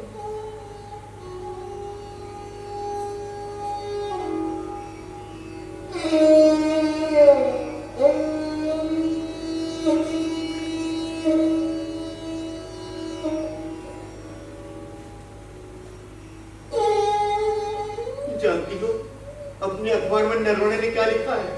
ना मत कीजिए उसका। एक आध बार वो आपके साथ जेल में चला गया, इसलिए उसका आदर करती थी, लेकिन सरकारी विज्ञापन लिखते ही उसने अपनी औकात दिखा दी। कोर्ट में पूछे गए शर्मनाक सवालों को चटकारे लगाकर छापा उसने। अब गुलाब राव के छूटने पर पहले पेज पर फोटो सहित अभिनंदन। जाने दो उनको, ऐसा ही होता है। पैसे के आगे ईमान, सिद्धांत सब छोटे पड़ जाते हैं। नरवणे कह रहे थे। क्या कह रहे थे? कि ये घर बेचकर कहीं दूर चले जाओ। अन्ना, आपके वो तिलक गणेश शंकर विद्यार्थी का अवतार मिले तो उनसे कहिएगा कि मैं झुकने या दबने वाली नहीं हूँ। मैंने पूरी तैयारी कर ली है, मैं लड़ूंगी, डटकर मुकाबला करूंगी।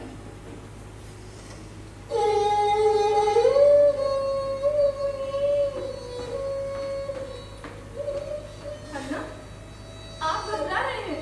ये घबरा नहीं रहा हूँ, बस मुझे कुछ सूझ नहीं रहा है।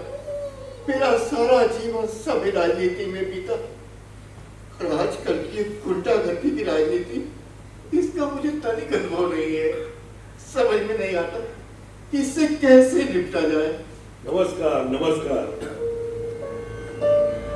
इधर से गुजर रहा था, सोचा मिलता जुलता। वोट में जो कुछ हुआ उसका मुझे बहुत दुख है। वैसे कोर्ट कचहरी में दोनों पक्षों को मानसिक पीड़ा तो होती है। अब फैसला जिसके खिलाफ होता है उससे कुछ ज्यादा है, इसीलिए सोचा मिलता जुलता। फैसला आपके पक्ष में हुआ, इसका यह मतलब मत निकालिए कि यही इंसाफ है। आपने कहावत तो सुनी होगी, जिसकी लाठी उसी की भैंस। दरअसल हम राजनीति के खिलाड़ी हैं। मुद्दे की बात यह है कि मैं जीता ये मैं बिल्कुल नहीं मानता, और आप पराजित हुए ऐसा आपको भी मानने की जरूरत नहीं है। और फिर किसी महिला को हराने से कौन सी इज्जत बढ़ती है ना? लेकिन आप यहाँ क्यों नहीं आए हैं? अन्ना साहब, ये तो आप भी जानते हैं कि खामखा अहम पालने से शत्रुता बढ़ती है, और कम से कम मुझे तो ऐसा नहीं करना चाहिए।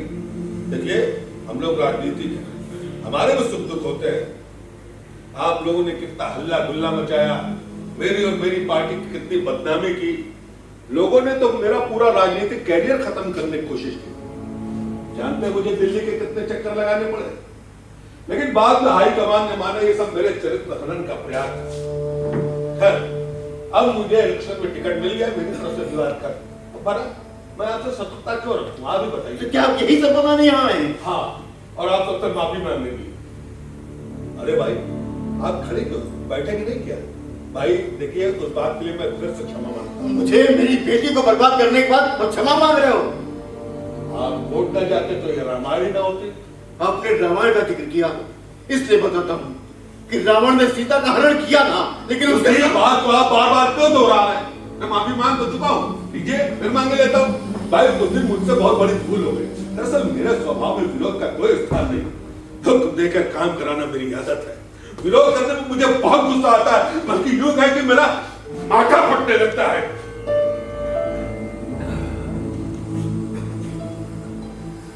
अरे भाई आप चुप क्यों? कुछ बोलती क्यों नहीं? आप कहना क्या चाहते हैं? मुझे कुछ समझ में नहीं आ रहा। भाई आप मुझे क्षमा कर दे बस। और भाई आप इलेक्शन में मेरी दिल से मदद करें, ताकि विरोधी पक्ष के लोगों को चुनाव में अपने प्रचार के लिए आपके नाम का जिक्र करने का मौका न लगे। भाई तो मैं बताना चाहूंगा कि आपके उस सिद्धार्थ पवार है, उसका क्या? उन्हें पब्लिक सर्विस कमीशन का मेंबर बनाया जा रहा। मैंने ही सीएम साहब को बोला। वो कभी स्वीकार नहीं करेगा ये सब। नहीं अंबिका देवी, वो नौकरी स्वीकार कर चुका है, वो भी लिखित में। दरअसल है क्या, ऊंची तनख्वाह, बंगला, गाड़ी, ये सारी सुविधाएं किसी भी इंसान को उसके सिद्धांतों से बहुत जल्दी डिगा देती है। जिंदगी भर रोज रोज कोई कहां तक चिल्लाएगा।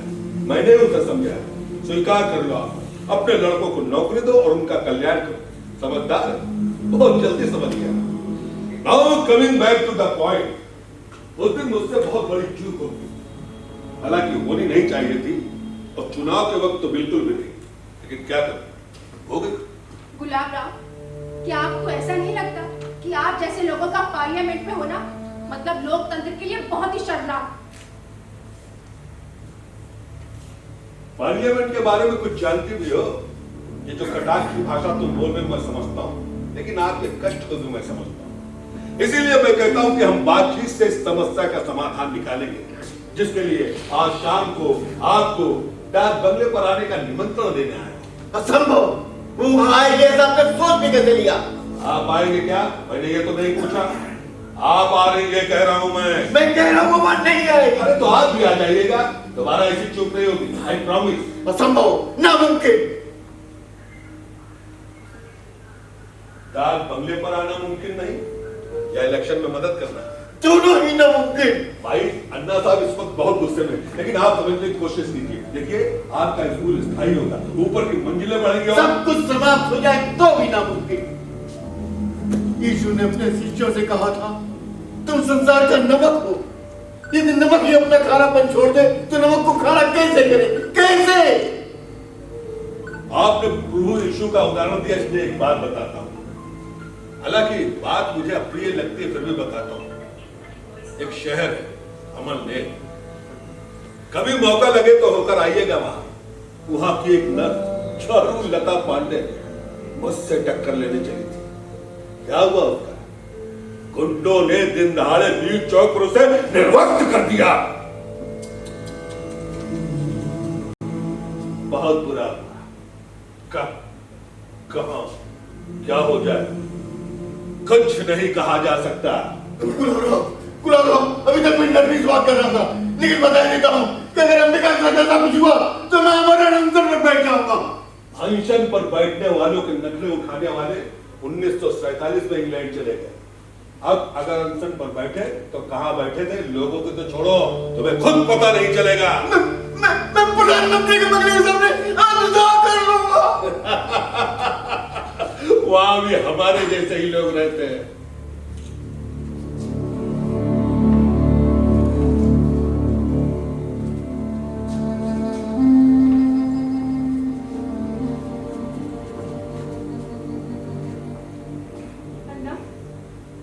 आप बैठिए।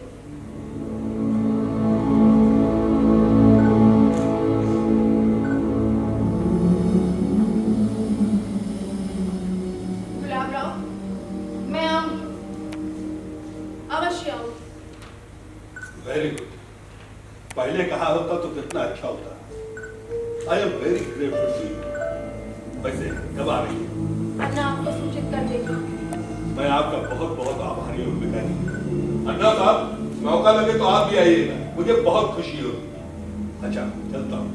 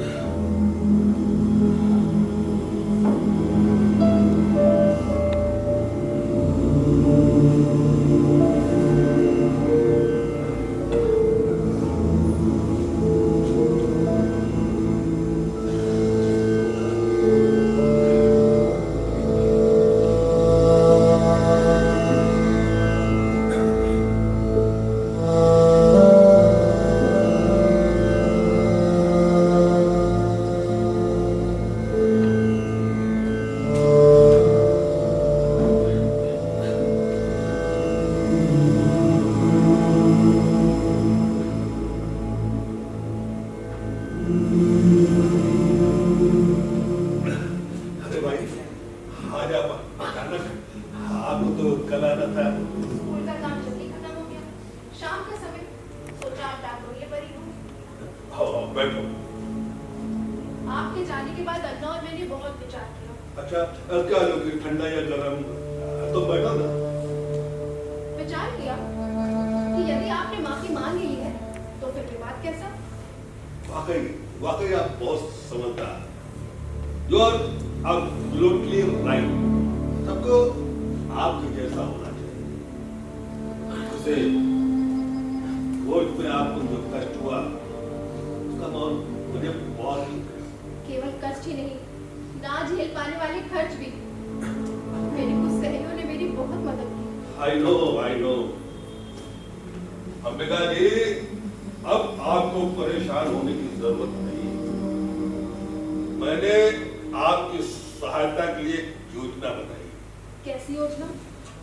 अन्ना साहब राष्ट्रीय शिक्षक घोषित हो चुके हैं, जिसके लिए जगह जगह पर जिला स्तर पर उनका भव्य स्वागत करेंगे हमारी पार्टी के। हर जगह उन्हें 25,000 की थैली भेंट और फंड की कोई कमी नहीं अपने यहाँ ऐसे कामों के लिए। अच्छा, और बदले में हमें क्या करना होगा? अरे इलेक्शन में मेरी मदद। मैंने कल यहाँ कुछ पत्रकारों को बुलवाया है। उस समय मैं अपने निजी फंड से अन्ना साहब को 1 लाख की थैली भेंट करूंगा। दूसरे दिन बहुत सारे अखबारों के फ्रंट पेज पर फोटो होगी, आप, मैं और अन्ना साहब। गुलाब राव, एक प्रश्न पूछूं आपसे? भाई ना पूछिए ना। आप इतना अच्छा बोलते हैं मगर मैं आदमी अच्छा हूं अंबिका देवी, अन्यथा राजनीति में इतनी तेजी से इतनी ऊंचाई तक न पहुंच पाता। अरे कितने ही लोगों को साथ लाए और जिले में मेरे बगैर सीएम का पत्ता तक नहीं हिल सकता। तो फिर आप में इतनी राक्षसी प्रवृत्ति कैसे? प्रत्येक मनुष्य में दिलो और दानो दोनों में बराबर द्वंद चलता है, कभी देव पर तो कभी दानव। दुर्भाग्य से उस श्राप मेरे अंदर के दानों में बढ़ा भी हो गया था, जिसके लिए मैं आपसे फिर से क्षमा मांगता हूँ। वो सब याद आता तो बहुत दुख होता है। आपको लग रहा होगा कि मैं आज बुद्धिजीवी की तरह बोल रहा हूँ। अंबिका जी, मैंने कई ऊंची सोसाइटी देखी है। बिना पिए बड़ी बड़ी बातें करने वाले 3 पैक पीने के बाद एक दूसरे को गालियां देते हैं। उनके अंदर का आलो जागरूक करना। वैसे अभी ले लेता हूँ, कभी कभी आप लेंगे क्या? नहीं, मैं नहीं पीती। कोई बात नहीं, वैसे कभी कभार लेने में कोई बुराई नहीं, एंजॉय के लिए। गुलाब राव, क्या आपने कभी शांत भाव से ऐसा सोचा है कैसा? कि एक स्त्री की भी अपनी प्रतिष्ठा होती है? होती है, क्यों नहीं होती? अंबिका जी, इस मामले में मैं आपके विचारों से पूरी तरह सहमत हूं। अरे अभी आज ही तो इंटरनेशनल वुमेन डे मनाया गया था। इस विषय पर मैंने संवाद आयोजित किया था। करने पड़ते हैं, दृष्टि से कोटा होता है ना। मैंने ही आज कार्यक्रम का उद्घाटन किया था। तो फिर आप लोग ऐसा क्यों करते हैं? पूरे देश में रोज बलात्कार की घटनाओं के समाचार आते हैं। माफ कीजिएगा, इसके जिम्मेदार हम लोग नहीं बल्कि आप लोग। हम लोग? वो कैसे? हम जैसा कहें आप वैसा करती जाए तो बलात्कार होगा क्या? हमारे मन के विरुद्ध, हमारी इच्छा के खिलाफ। इच्छा मन सब कहो तो देखो, ये जो नई पीढ़ी की लड़कियां होती है ना, बड़ी महत्वाकांक्षी होती है, पुरुषों से बराबरी करना चाहती है, उन्हें स्वतंत्रता चाहिए। तो ठीक है, मिलनी चाहिए स्वतंत्रता। घर से बाहर निकलो, घूमो फिरो, कहीं भी आने जाने की आजादी है, लेकिन पुरुषों से बराबरी क्यों नहीं होनी चाहिए? वो इसलिए अंबिका देवी कि भगवान ने नीचे भेजते समय जब स्त्री और पुरुष को बराबर नहीं बनाया, तो फिर हम बराबरी का दर्जा कैसे दे सकते हैं? अभी सही हो समझिए, बच्चे को 9 महीने गर्भ में रखकर जन्म तो स्त्रियां देती, लेकिन क्या वो ये काम अकेले कर सकती हैं? नहीं ना। इसीलिए स्त्रियों को अपना काम करना चाहिए, पुरुषों को अपना। वैसे देश भर में जो बलात्कार की घटनाएं हो रही ना, एक तरह से अच्छे लक्षण हैं। ये क्या कह रहे हैं आप? एकदम ठीक कह रहा हूँ। 16 अगस्त तक देख लीजिएगा, साल 2 साल में इस तरह की घटना होने ही खत्म हो जाएगी। जब स्त्रियों को पता चल जाएगा कि चाहे जितना विरोध किया जाए, अगर बलात्कार होना है तो होकर नहीं रहेगा, तब स्त्रियां विरोध करना बंद कर देंगी। और जब वो विरोध नहीं करेंगे तो फिर बलात्कार कैसा? देखिए ना, है ना पॉइंट? क्या लॉजिकल पॉइंट? तो इसका मतलब आप ये कहना चाहते हैं कि स्त्रियों को पुरुषों का गुलाम बनकर रहना ही उनकी नियति है? तुम टीचर लोगों की बस यही कमी है, अर्थ का अनर्थ निकालती है। अरे स्त्रियां गुलाम कैसे रहेंगी? स्त्रियां स्वतंत्र ही रहेंगी। नहीं तो ज्योतिबा फूले, महर्षि कर्वे, राजा राम मोहन राय, इन सब के कार्यों का क्या मतलब? स्त्रियां स्वतंत्र ही रहेंगी, लेकिन ईश्वर का दिया हुआ कार्य मतलब पुरुषों को सुख देना, ये तो करना ही। ये लाइट कैसे चलेगी? पांडव, देख तो ये लाइट कैसे चली गई? पांडव को बाहर बांध के रखा गया और लाइट कहीं नहीं? अंधेरा किया गया। कौन है बे तू? और अंदर कैसे आया? शिवा, लात मारकर बाहर निकाल इस ताले को। शिवा को भी बाहर बांध के रखा गया है।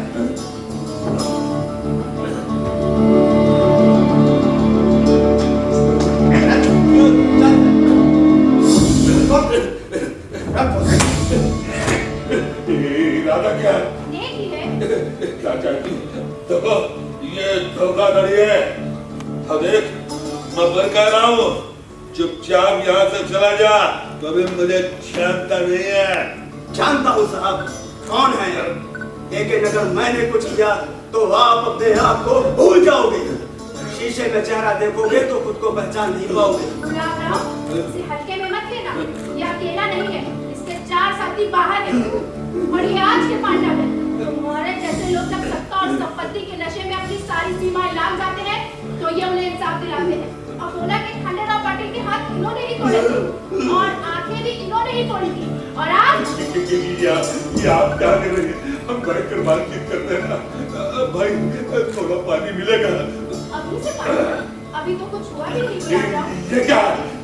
बात अच्छे, ठीक से बात हो। आप चाहे तो इसका मुंह भी बंद करो। नहीं, हम मुंह बंद करने के लिए काजी टोपी का इस्तेमाल नहीं करते। इसकी चीखों से मुझे संतुष्टि मिलेगी। आप चाहो तो हमको 4 लाख रुपए देने को भी तैयार है। जल्दी करो, समय बहुत कम है। यहाँ तोड़-फोड़ करके तुम्हें अगले गांव भी जाना है। जल्दी करो, ले चलो इसे, जहाँ इसने मेरे साथ। तुम्हारा इतनी गलती नहीं होगी। अब छोड़,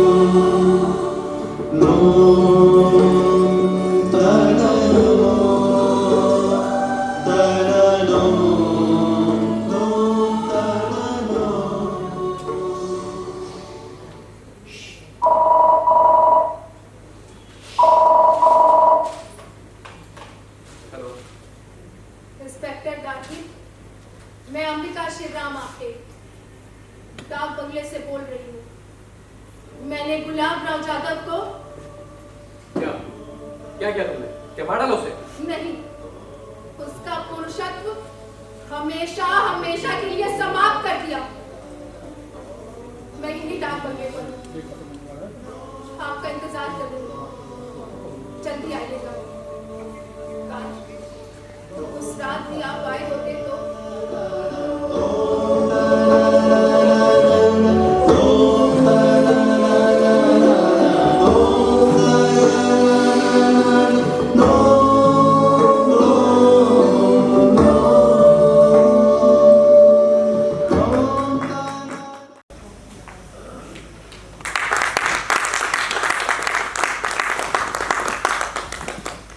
मुसीबत की परेशानी की हर घड़ी में साथ देने वाली मित्र मथुरा बाई, मथुर की भूमिका में संध्या सिंह,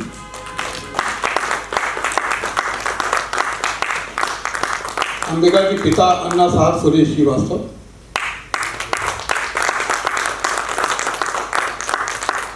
और अंबिका दीपिका सिंह।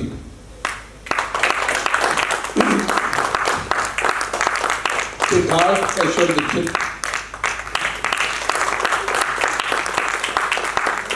पांडु और शिवम भूमिका में आकाश शर्मा और आयुष यादव, गुलाब राव यादव और महेंद्र धुरिया,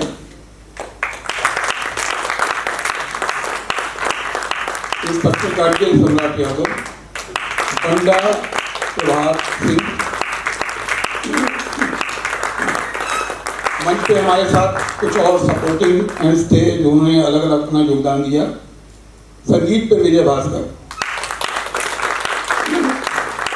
और प्रकाश संचालन कृष्णा सर, नाटक के निर्देशक निशा वर्मा।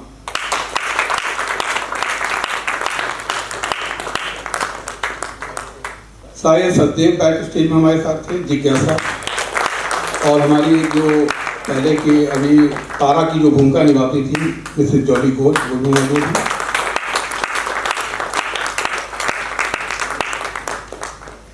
मैं अनुरोध करूंगा, रोदगी जी हमारे बीच में मौजूद हैं। रोदगी जी तो इसका पहला शो भी देख चुके हैं, और माधवी जी हैं लोहिया ग्रुप से, तो मैं रोदगी जी से कहूँगा मंच पर आए, दो शब्द अपने हैं, कुछ आशीर्वाद।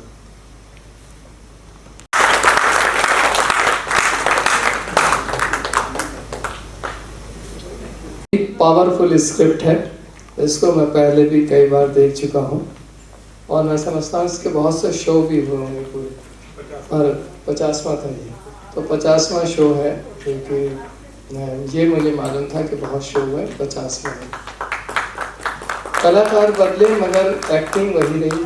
मतलब बार बार मैंने देखा कि हर कलाकार ने अपना कैरेक्टर, और एक आध पुराने भी हैं, तो मगर नेताजी हमारे तो ये तो खैर बहुत माहिर है मतलब रोल करने के, मगर सब ने जो है वो बहुत ही अच्छी एक्टिंग की, जो कि बदले भी गए। बस अफसोस हमें यही होता कानपुर में, चाहे कोई भी, अभी सुबह से बस अभी जूते नहीं उतारे हैं, कहीं कहीं कहीं कोई महिला दिवस है, स्कूल में भी था, और यहाँ कहीं कहीं, कि लोग कला को पहचान नहीं रहे।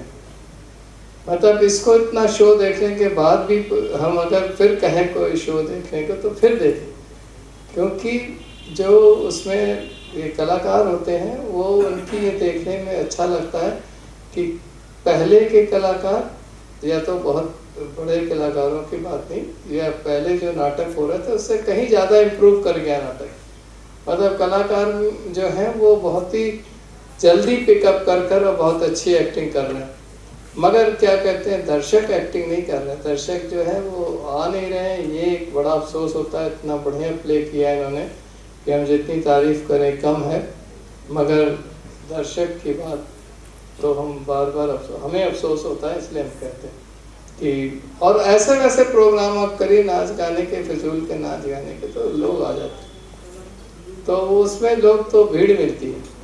मगर जो इतना बढ़िया प्ले देखने को मिला, ये लोग देखते उसको समझने की कोशिश करें कि कला क्या है। कला को अगर विधा ये जो है नाट्य विधा जो है वो भी एक अपना अहम वो रोल रखती, और वो रखने में जो जिस तरीके से लोगों ने सबों ने एक्टिंग की है, किसी पे उंगली उठाने का कोई क्वेश्चन नहीं उठ रहा। हमने देखा कि हर का कैरेक्टर पूरी तरह से लोगों ने निभाया, अपना अपना कैरेक्टर अपने अपने उसमें निभाया। तो खैर एनी हाउ उमेंद्र जी को हम कहेंगे करते रहो करते रहो, किसी दिन तो कोई समझेगा कि क्या कहते हैं कि कला क्या है, उसके साथ जुड़ना चाहिए। और फिजूल के उसमें जो है उससे ज़्यादा बेटर है। इतना बड़ा हॉल है, देखिए इतनी बड़ी इसने कितनी मेहनत की होगी, और कितना कल बाहर वाले आ रहे हैं, परसों भी बाहर वाले हैं, तो अगर उनके में इतने रहे तो उनको क्या लगेगा। कलाकार को स्टेज पे खड़ा होकर, मैं भी कला मतलब बजाने बजाने में और इन सब चीज़ें, अगर स्टेज पे आकर उसको पब्लिक ना दिखे तो उसका आधा तो वो ख़त्म हो जाता, आधा उसका इंटरेस्ट कि हमने कितनी मेहनत कितनी रोज़ रिहर्सल किया होगा तभी डायलॉग्स मुँह जवानी बोल रहे हैं। ये नहीं पहले प्रॉम्प्टिंग होती थी, हम लोग पर्दे के पीछे से बोलते रहते थे, उसको सुनाई दिया कुछ तो कुछ बोल दिया, कुछ सुनाई दिया तो कुछ बोल दिया। मगर आज ये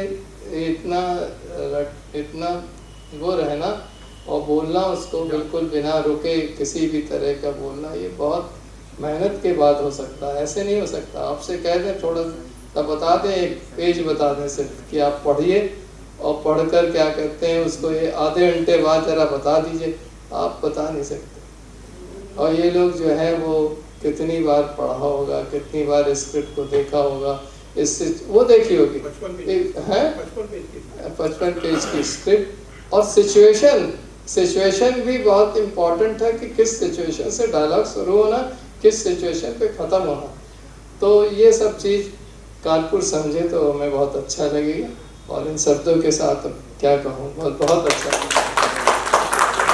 मैं क्योंकि महिला दिवस है और माधवी जी हमारे बीच में हैं, लोहिया ग्रुप से हैं, इनके साथ बहुत पुराना रिश्ता है, हम लोगों ने कई बार इनके यहाँ शोज किए हैं। मैं उनको मंच पर आमंत्रित करूँगा कि कुछ अपनी बात कहें, अपनी दिल की बात कहें।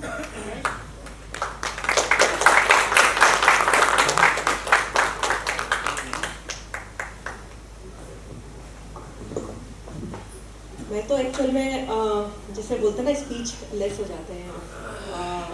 रोदगी जी ने कहा कि लोग नहीं है, लेकिन मुझे लगता है आप लोगों की जो कला है, कई बार ऐसे मोमेंट्स आए कि जब आंखों में पानी आ गया, कई बार ऐसे मोमेंट्स आए जब कहीं ना कहीं अंदर तक वो चीज़ मतलब बीइंग अ फीमेल शायद अंदर तक बहुत सारे कुछ ऐसे डायलॉग्स थे जो झकझोर रहे थे बार बार। तो आप लोगों का प्रयास सराहनीय है। मुझे एक दो बार पहले भी डॉक्टर साहब ने बुलाया था, अनफॉर्चुनेटली मैं शहर में नहीं थी, लेकिन इस बार जैसे ही उनका मेरे पास मैसेज आया, मैंने कहा मैं इस बार हूँ, मैं अवश्य आऊँगी। और मुझे लगता है कि आज के दिन इंटरनेशनल वुमेंस डे पर इससे अच्छा और कुछ सेलिब्रेशन नहीं हो सकता। मेरी फ्रेंड्स भी मेरे साथ हैं, हम लोग बार बार यही बात कर रहे थे कि इतना इमोशन था उसमें और इतनी ताकत थी। ये जो विषय है, विषय शायद बहुत पुराना है, इस पर हम लोग कई बार बात करते हैं और आज मुझे ऐसा लगता है देश में स्थिति शायद थोड़ी सी सुधरी, लेकिन उस विषय के बीच में जो चीज़ें थी, जो हमने सत्ता की बात की, जो हमने स्त्री के मन को दबाने की बात की, और उसके साथ जो आप लोगों ने छोटे छोटे से बहुत सारी मुद्दों को जो उठाया है वो सराहनीय है। Please keep it up. आप लोगों की अन्ना जी, आपकी एक्टिंग तो मतलब इट वाज रियली रियली।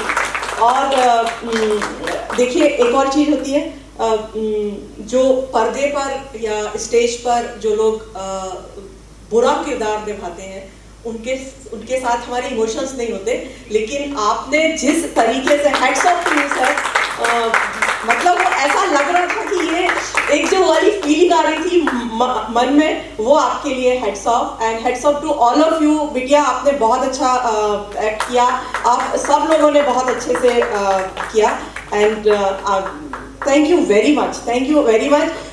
ये बात सच है कि लोगों को शायद इस तरीके के विधा की बहुत ज़्यादा परख नहीं है, हम लोग ऐसी जगह से आते हैं जहाँ पर बचपन से ये सब देखा है, तो बहुत अच्छा लगा। एंड एक बार फिर मुझे लगता है इससे अच्छा इंटरनेशनल वुमेन्स डे सेलिब्रेट नहीं हो सकता। Thank you very much. तो आप सभी जितने भी लोग हैं उन लोगों से आग्रह है कि कल हम लोगों का दिल्ली से एक ग्रुप आ रहा है जो गधे की बारात करेगा। पॉलिटिकल सटायर है, बहुत अच्छा प्ले है। और परसों यानी कि 11 तारीख को 8, 9, 10 तारीख को कल की सुबह ये ग्वालियर से टीम आ रही है। तो आप सभी लोग जरूर आएँ और अपने साथ में कुछ लोगों को लेकर आएँ, तो मुझे बहुत अच्छा लगेगा। यही हम लोगों का मनोबल बढ़ाने के लिए पर्याप्त होगा। Thank you so much.